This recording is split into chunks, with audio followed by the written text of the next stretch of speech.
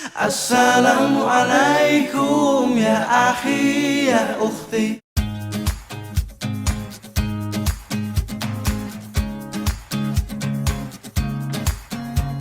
Lahirnya kebijakan fiskal di dalam dunia Islam dipengaruhi oleh banyak faktor. Salah satunya karena fiskal merupakan bagian dari instrumen ekonomi publik.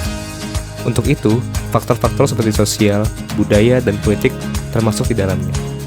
Kebijakan fiskal dan anggaran dana dalam Islam memiliki tujuan untuk mengembangkan suatu masyarakat yang didasarkan atas distribusi kekayaan berimbang, dengan menempatkan nilai-nilai material dan spiritual pada tingkat yang sama. Negara Islam adalah suatu negara ideologi yang berperan sebagai mekanisme untuk melaksanakan hukum-hukum Al-Quran dan Sunnah. Karena itu, kebijakan fiskal dalam Islam harus sepenuhnya sesuai dengan prinsip, hukum, dan nilai-nilai Islam tersebut.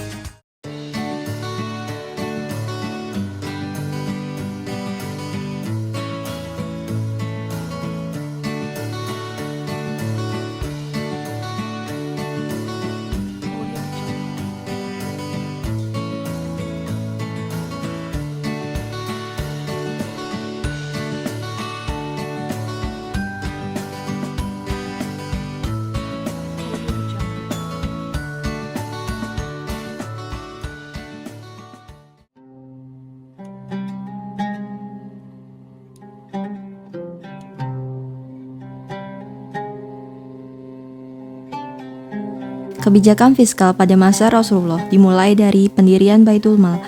Baitul Mal sengaja dibentuk oleh Rasulullah sebagai tempat pengumpulan dana atau pusat pengumpulan kekayaan negara Islam yang digunakan untuk pengeluaran tertentu. Untuk itu, fungsi dari Baitul Mal di sini adalah sebagai mediasi kebijakan fiskal Rasulullah dari pendapatan negara Islam hingga penyalurannya. Tidak lama harta yang mengendap di dalam Baitul Mal ketika mendapatkannya, maka langsung disalurkan kepada yang berhak menerimanya, yaitu kepada Rasul dan kerabatnya, prajurit, petugas Baitul Mal, dan fakir miskin. Yang kedua, pendapatan nasional dan partisipasi kerja. Salah satu kebijakan Rasulullah dalam pengaturan perekonomian yaitu peningkatan pendapatan dan kesempatan kerja dengan mempekerjakan kaum muhajirin dan ansor. Upaya tersebut tentu saja menimbulkan mekanisme distribusi pendapatan dan kekayaan, sehingga meningkatkan perpentaan agregat terhadap output yang akan diproduksi. Di sisi lain, Rasulullah membagikan tanah sebagai modal kerja. Kebijakan ini dilakukan oleh Rasulullah karena kaum muhajirin dan ansor keahliannya bertani dan hanya pertanian satu-satunya pekerjaan yang menghasilkan. Yang ketiga, kebijakan pajak. Kebijakan pajak ini adalah kebijakan yang dikeluarkan pemerintah muslim berdasarkan atas jenis dan jumlahnya. Misalnya, jika terkait dengan pajak tanah, maka tergantung dari produktivitas dari tanah tersebut atau juga bisa didasarkan atas zonanya. Yang keempat, kebijakan fiskal berimbang. Untuk kasus ini, pada masa pemerintah Rasulullah dengan metode hanya mengalami sekali defisit neraca anggaran belanja, yaitu setelah terjadinya Fathul Makkah. Namun kemudian kembali membaik surplus setelah Perang Hunain. Yang kelima, kebijakan fiskal khusus. Kebijakan ini dikarenakan dari sektor volunteer dengan cara meminta bantuan muslim kaya. Jalannya ditempuh yaitu dengan memberikan pinjaman kepada orang-orang tertentu yang baru masuk Islam serta menerapkan kebijakan insentif. Selanjutnya, kebijakan fiskal pada masa Khulafaur Rasyidin. Yang pertama ada Abu Bakar As-Siddiq. Berkaitan dengan kebijakan fiskal masa Khalifah Abu Bakar, yaitu melanjutkan kebijakan-kebijakan yang telah diterapkan oleh Rasulullah SAW. Hanya ada beberapa kebijakan fiskal beliau yang cukup dominan dibandingkan yang lain, yaitu pemberlakuan kembali kewajiban zakat setelah banyak yang mengembangkannya. Kebijakan berikutnya adalah selektif dan kehati-hatian dalam pengelolaan zakat sehingga tidak ditemukan penyimpangan dalam pengelolaannya. Kemudian yang kedua, Khalifah Umar bin Khattab. Beliau mengumumkan kebijakan ekonominya yang berkaitan dengan fiskal yang akan dijalankannya. Dari pidato yang beliau sampaikan di hadapan khalayak ramai sebagai dasar-dasar beliau dalam menjalankan kepemimpinannya yang terkenal dengan sebutan 3 dasar sebagai berikut. Yang pertama, negara Islam mengambil kekayaan umum dengan benar dan tidak mengambil hasil dari kharaj atau harta fa'i yang diberikan Allah kecuali dengan mekanisme yang benar. Yang kedua, negara memberikan hak atas kekayaan umum dan tidak ada pengeluaran kecuali sesuai dengan haknya. Dan negara menambahkan subsidi serta menutup hutang. Yang ketiga, negara tidak menerima harta kekayaan dari hasil yang kotor. Seorang penguasa tidak mengambil harta umum kecuali seperti pemungutan harta anak yatim. Jika dia berkecukupan, dia tidak mendapat bagian apapun. Kalau dia membutuhkan, maka dia memakai dengan jalan yang benar. Yang ketiga, Khalifah Utsman bin Affan. Pada masa Utsman tidak ada perubahan yang signifikan pada kondisi ekonomi secara keseluruhan. Kebanyakan kebijakan ekonomi mengikuti khalifah sebelumnya yang kebanyakan pakar mengatakan bahwa khalifah sebelumnya, yaitu Umar, adalah sang reformis dalam bidang ekonomi. Khalifah yang terakhir adalah Ali bin Abi Thalib. Mengenai kebijakan fiskalnya, Ali tetap mengacu pada khalifah sebelumnya. Bahkan kebijakan fiskal yang diterapkan oleh Umar banyak diteruskan oleh Ali, bukan Utsman. Tetapi khalifah ini sangat dikenal dengan upayanya yang monumental, yaitu pencetakan mata uang sendiri atas nama pemerintahan Islam.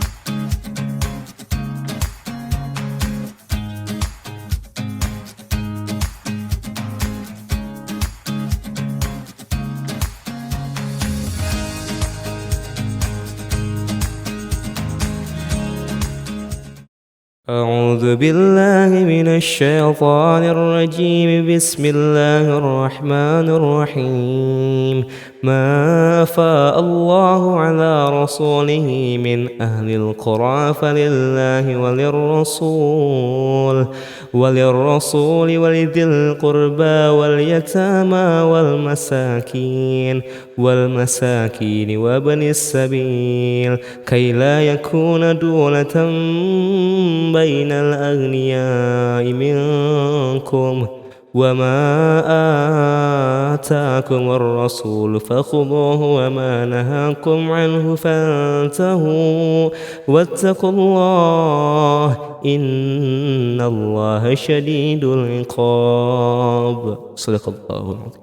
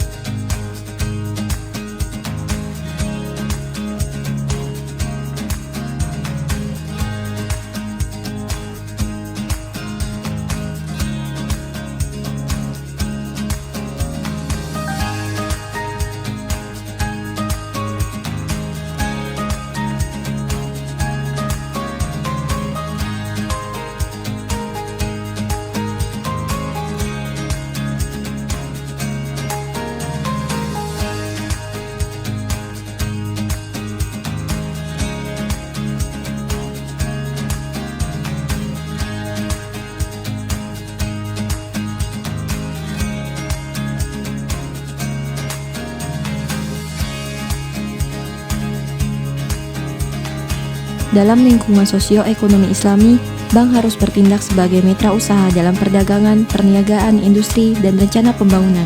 Suatu penggabungan yang menyenangkan dari pengalaman keuangan bank dan pengetahuan para investor tentang investasi dan bisnis harus dilakukan agar tercapai keadilan sosial yang sesungguhnya dan persaudaraan manusia sedunia. Telah kita lihat bahwa selama masa Islam dini, penerimaan zakat dan sedekah merupakan sumber pokok pendapatan. Jelaslah di zaman modern, penerimaan ini tidak dapat memenuhi persyaratan anggaran yang berorientasikan pertumbuhan modern dalam suatu negara Islam.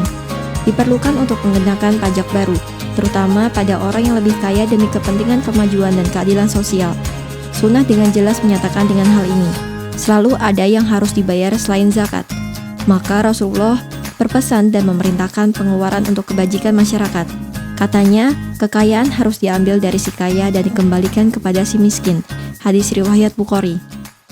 أعوذ بالله من الشيطان الرجيم بسم الله الرحمن الرحيم والذين يكنزون الذهب والفضة ولا ينفقونها في سبيل الله فبشرهم بعذاب أليم صدق الله. Dan orang-orang yang menyimpan emas dan perak dan tidak menafkahinya pada jalan Allah, maka beritahukanlah kepada mereka bahwa mereka akan mendapat siksa yang pedih. Quran Surat At-Taubah, Surat 9 ayat 34. I never thought about all the things you have given to me. I never thanked you once.